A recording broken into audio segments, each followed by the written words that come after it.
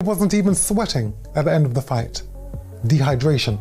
These rules are in place to save my son, to save the lives of fighters.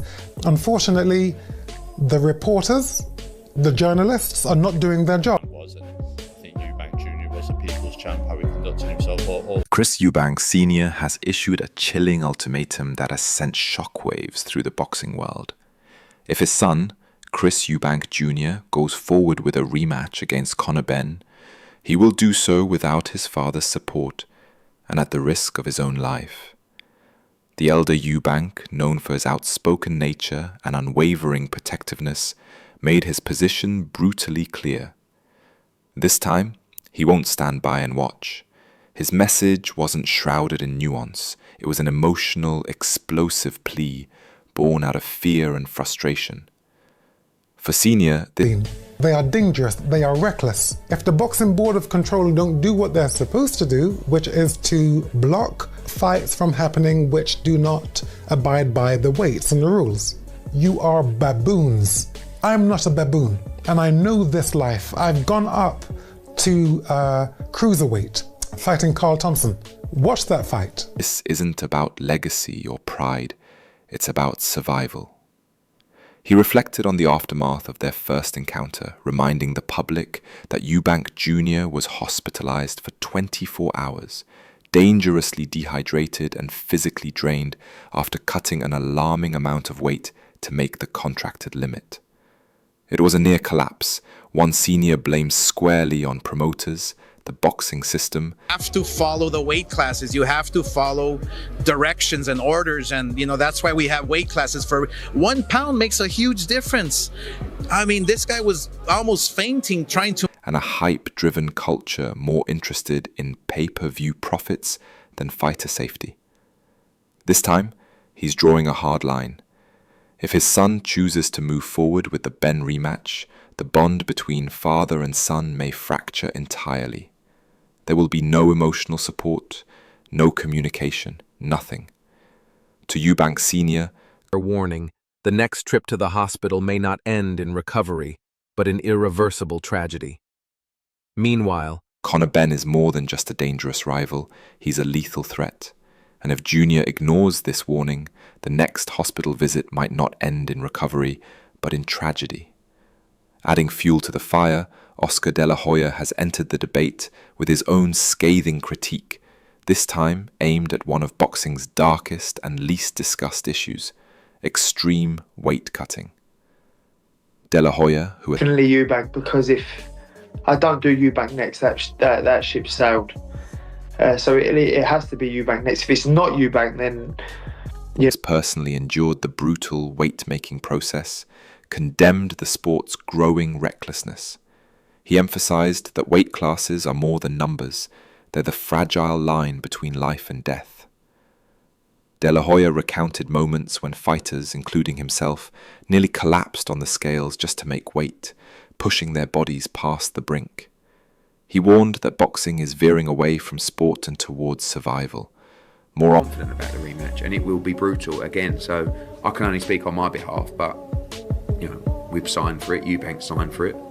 Ominously, when others would he suggested that the public he survived isn't being the storm told once, the full story, and now he's promising that behind to deliver closed an doors, even more something devastating far more dangerous is unfolding, or protected. and the He's here illusion to of control dominate. is According to cracking. him, what happened after the first Despite fight these wasn't warnings, recklessness. He Chris has Eubank fired back Jr. at his remains father's emotional defiant. warnings with He fierce fired determination. back at his father's Junior made it concerns clear with that he's fierce not here to be determination, coddled. rejecting He's the cracking. idea that he needs One wrong protection. move and disaster According is to him, inevitable. what In happened defiance after of the all first this, fight Chris wasn't Eubank recklessness. Jr. It was a demonstration greatness. of greatness. It was the result of forged through elite training, mental relentless grit, and an the unwillingness will to to quit. Yeah, we'll decide whether we do the rematch or drop down to the natural weight 147 and fight for the world title. Survive when others would have broken.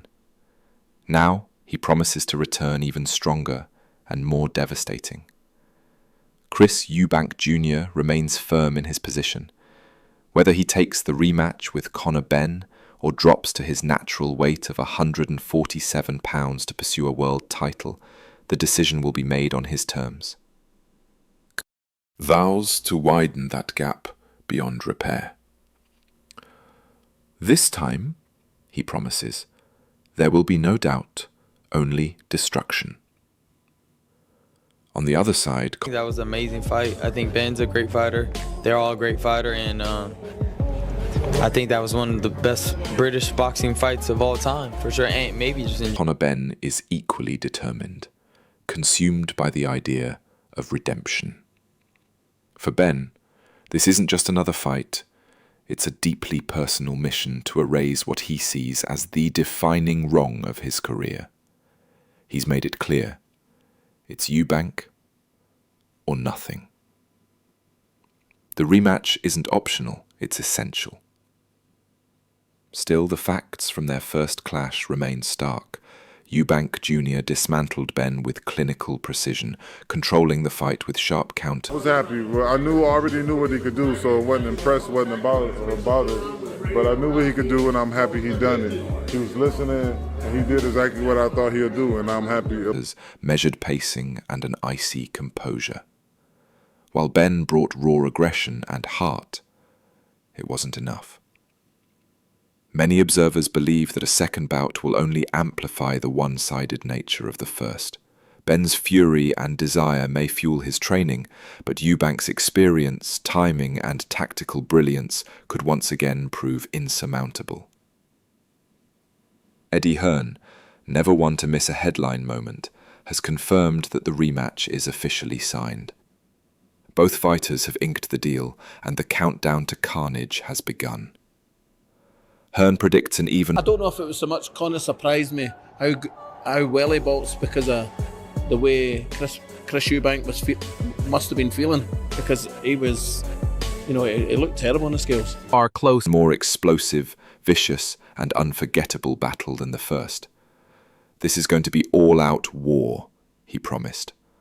While he admits he can only speak directly for Benn's camp, he emphasized that there is no hesitation from either side. The rematch is locked in emotionally and contractually.